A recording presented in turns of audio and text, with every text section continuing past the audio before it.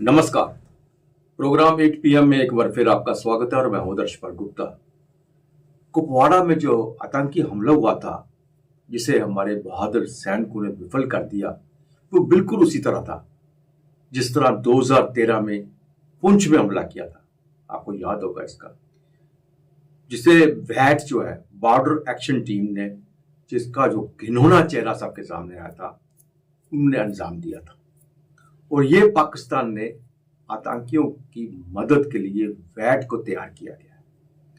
हम आज आपको वैट के बारे में कुछ बताएंगे। वैट जो है ये एलओसी पर छापा मारती है और पाकिस्तान की स्पेशल सर्विस जो है उनके साथ मिलकर काम करती है। आईएसआई को खुफिया जो जासूसी जो इनके लिए करती है, उन्हें सब सूचनाएं मुहैया करवाती है। वैट का प्रशिक्षण जो है वो सब क्रूरता की हदें पार कर जाता है। यहां तक कि कहा जाता है कि धांधू से वो मुर्गे की गर्दन काटते हैं, उनका खून पी जाते हैं, कच्चा मांस खा जाते हैं। और ये AK-47 का इस्तेमाल करते हैं और स्विट्जरलैंड के बने हुए जूतों का इस्तेमाल करते हैं। और इनके जो वैट के जो सैनिक है नहीं सैनिक होते, ट्रेंड किए हुए हैं, कभी हत्थे चढ़ जाते हैं भारतीय सेना के तो मानने से इनकार कर देते हैं। ये अपने साथ एनर्जी फूड रखते हैं, बिस्किट रखते हैं, बाकी चीजें रखते हैं, ताकि कहीं भी कितने दिन टिक जाए, छुपे रहें तो उसको इस्तेमाल कर सके। ये बड़ा प्लानिंग के साथ ऑपरेशन का अंजाम देते हैं। पाकिस्तान ने इस मकसद से इसे बनाया था कि उस भारतीय सीमा के अंदर घुसकर 2-3 किलोमीटर अंदर जाकर छोटे मोटे कामों को अंजाम दे, भारतीय सेना पर हमला करे। वैट का जो प्रशिक्षण है वो स्पेशल ग्रुप जो है वहां करवाती है। उन्हें 8 महीने की ट्रेनिंग दी जाती है। इसके साथ साथ इन्हें 4 हफ्ते की एयरफोर्स की ट्रेनिंग जो है, हवाई जो है युद्ध की भी ट्रेनिंग दी जाती है। मतलब इस कदर उन्हें ट्रेन किया जाता है। पूरी सेना जो है, हमारे स्पेशल जो ब्लैक कमांडोज होते हैं, उनके जैसी ट्रेनिंग दी जाती है। और जब पकड़े जाते हैं पाकिस्तान इनकार कर देता है, ये तो हमारे है ही नहीं है। और आईएसआई की सारी सूचनाएं इनको मिल रही होती हैं, हर चीज इनके पास होती है। बड़े बड़े बड़े सेंसिटिव जो है, जो कैमरेज है, फोन्स है, सैटेलाइट फोन्स है, बाकी चीजें हैं, वो सब इनके पास होती हैं। यहां तक कि ये कोई भी काम यहां पे करें, आके हमारे सैनिकों के साथ बर्बरता करे, जिस तरह से आपने पुंछ में भी देखा था हुई। इस कुछ भी करने के लिए इनको तैयार किया जाता है, लेकिन हमारे बहादुर सैनिक हमेशा तैयार रहते हैं।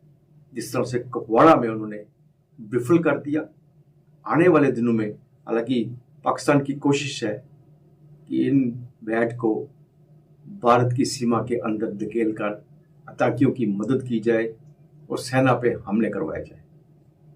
तो आइए अब नजर डालते हैं आज के समाचारों पर। कुपवाड़ा में पाकिस्तान का बैट हमला बड़ी साजिश थी। बैट यानी बॉर्डर एक्शन टीम 12 वर्ष पहले पुंछ में किए गए हमले को दोहराना चाहती थी। कुपवाड़ा में मारे गए आतंकी के पास से जिस तरह का सामान मिला, उससे यही अंदाजा लगाया जा रहा है कि बैट टीम का इरादा भारतीय जवानों पर हमला कर उनके साथ बर्बरता करना है, जैसा कि 2013 में पुंछ के कृष्णा घाटी सेक्टर में किया गया था। तब बैट टीम भारतीय जवान का सिर काट कर ले गई थी। खुफिया एजेंसियों की सूत्रों की माने तो मारे गए आतंकी के पास चाकू था, जिस तरह के चाकू बैट टीम इस्तेमाल करती है। पूर्व ब्रिगेडियर विजय सागर के अनुसार कुपवाड़ा में एलओसी के नजदीक 6 से 7 लॉन्चिंग पैड है। इन लॉन्चिंग पैड से आतंकी अपनी हर गतिविधि को अंजाम दे रहे हैं। बैट टीम में पाकिस्तानी सेना तक शामिल होती है।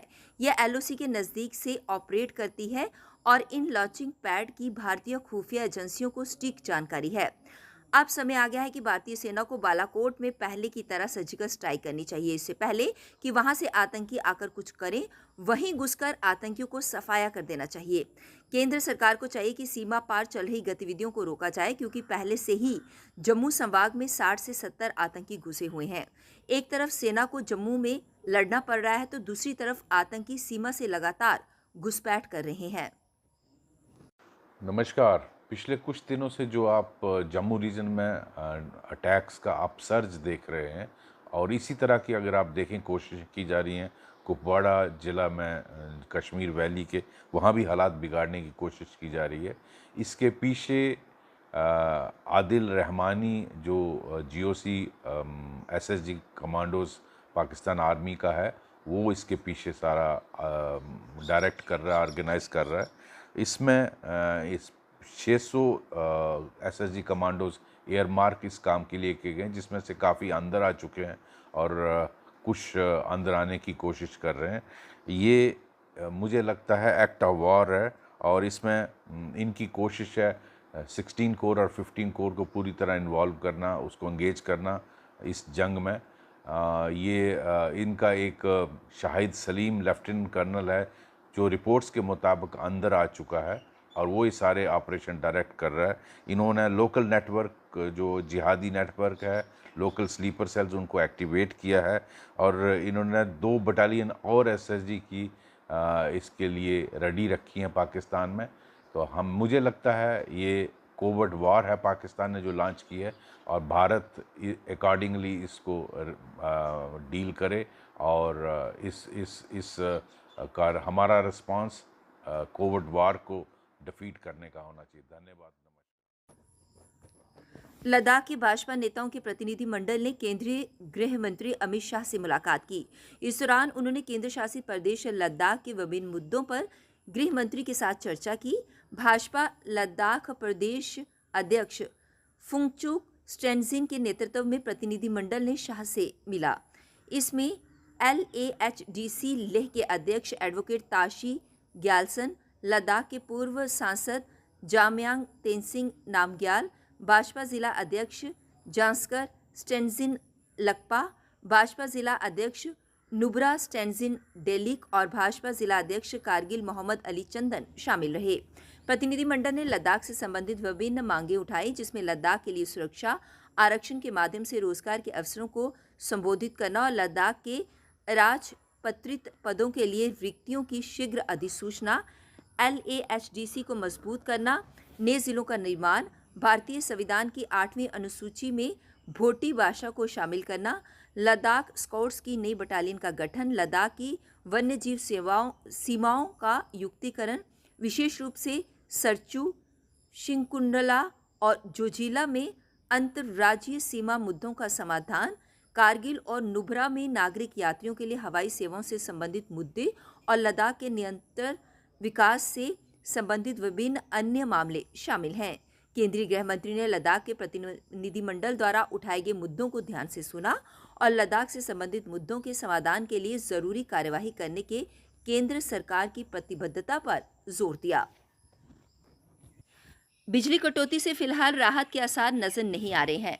तमाम दावों के बाद भी आम उपभोक्ता को इस पसीने निकालती गर्मी में घोषित अघोषित कटौती का सामना करना पड़ रहा है। स्थिति यह है कि हर दिन घंटों गुल रहने वाली बिजली की वजह से पानी की किल्लत भी उत्पन्न होने लगी है। ऐसे में गर्मी के मौसम में लोग परेशान होते हैं। बिजली निगम ने एक बार फिर 28 जुलाई से 31 जुलाई तक का कटौती शेड्यूल जारी करते हुए जनता से इस दौरान विभाग के अधिकारी कर्मचारियों से समन्वय बनाए रखने की अपील की है।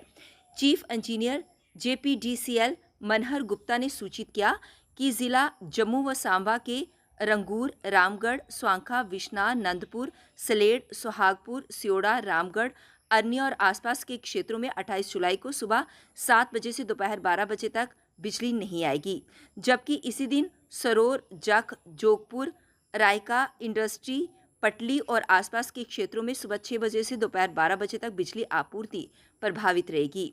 वहीं कन्हाल, बीरपुर, इंडस्ट्री और आसपास के क्षेत्रों में 28 जुलाई को सुबह 6 बजे से लेकर 9 बजे, जबकि सियोड़ा, बीरपुर, इंडस्ट्री और आसपास के इलाकों में भी इसी दिन सुबह 6 बजे से लेकर 11 बजे तक बिजली सप्लाई ठप रहेगी। जम्मू संभाग में झमाझम बारिश से नदी नाले उफान पर हैं। बीते 24 घंटों के दौरान राजौरी में 88.4, जम्मू में 64.4, कटरा में 21.6 व कठुआ में 20.8 मिलीलीटर बारिश दर्ज की गई। मौसम विभाग ने सोमवार को जम्मू संभाग में कहीं कहीं हल्की व भारी बारिश के आसार जताए। दिन भर बादल छाए रहे। उत्तर भारत में जहां बारिश ने तबाही मचा रखी है, वहीं कश्मीर घाटी में गर्मी रिकॉर्ड बना रही है।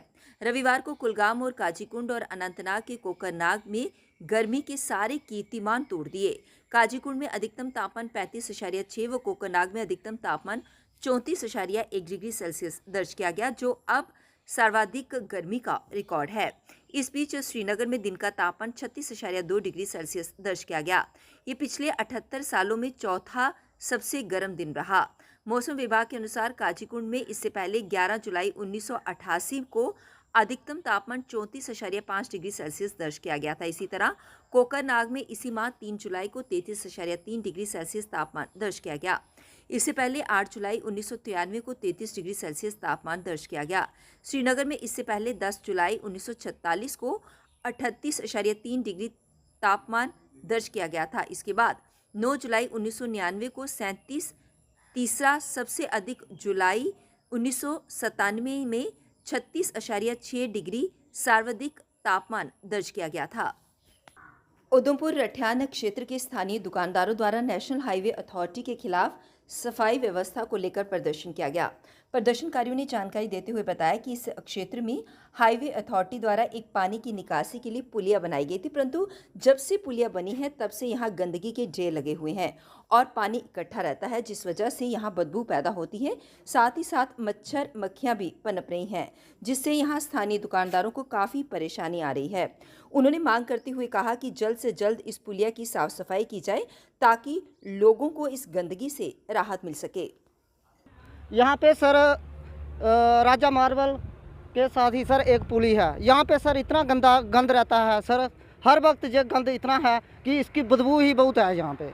तो हम यही चाहते हैं कि इस पुली की सफाई की जाए। तो यहाँ पे हम पूरा दिन बैठे रहते हैं दुकान में। यहाँ पे टोनी की दुकान है राजा जी की, तो ये छोटा सा टी स्टॉल है। यहाँ पे हम ड्राइवर, लेबर, मजदूर जितने भी हैं सारे इधर बैठे रहते हैं, क्योंकि इनको भी अपनी रोजी रोटी चलानी है, काम करना है। मगर ये सर पूरा दिन बैठ नहीं सकते, यहाँ पे इतनी बदबू है क्योंकि यहाँ पे कोई भी बैठ नहीं सकता और मच्छर इतना है, मक्खियाँ इतनी हैं, पूरा दिन मक्खियाँ बैठने नहीं देती। तो अभी हम यही चाहते हैं कि इस पुली की सफाई की जाए। जो ये पुली ब्लॉक है सर, पूरी ब्लॉक है ये। तो जब नेशनल हाईवे बंद होता है यहाँ ट्रकों का जाम लगता है, तब हाँ सर, होती है यहाँ? जब सर नेशनल हाईवे बंद होता है, ट्रकों का जाम होता है यहाँ पर सर, वो भी गाड़ियाँ यहाँ पे नहीं खड़ी कर पाते क्योंकि बदबू ही बहुत है यहाँ पे सर, कैसे खड़े होंगे। तो उस साइड यहाँ से देखा जाए ये पुली है, इस पुली के सर उस पार इतना गंद है, हद से ज़्यादा बदबू रहती है वहाँ पे। आने जाने वाले को सबको परेशानी रहती है। क्या कभी नेशनल हाईवे वाले यहाँ आए हैं देखने के लिए? सर नेशनल हाईवे वाले तो बहुत बार आते हैं। इतनी बार उन्होंने जहाँ पे इस पुली के आगे पीछे साफ़ सफाई कर लेते हैं, क्योंकि ये पुली थोड़ी गहरी है, यहाँ पे साफ़ सफाई नहीं हो पाती उनसे। तो वो जैसे है वैसे ही बंद है, जब से ये हाईवे बना है तब से ये बंद है। जम्मू कश्मीर के अखनूर क्षेत्र के डुग्गा मोड़ पर तेज गति से आ रही मिनी बस पलट गई। हादसे में 20 यात्री घायल हो गए। स्थानीय लोगों की मदद से सभी घायलों को उपचार के लिए अखनूर के उपजिला अस्पताल दाखिल करवाया गया है।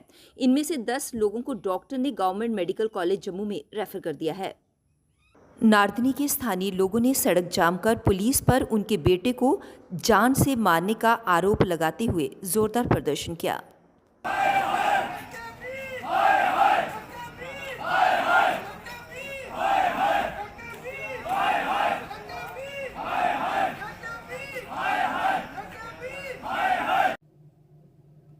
कल 8 बजे फिर आपसे भेंट होगी, तब तक इजाजत दीजिए। नमस्कार।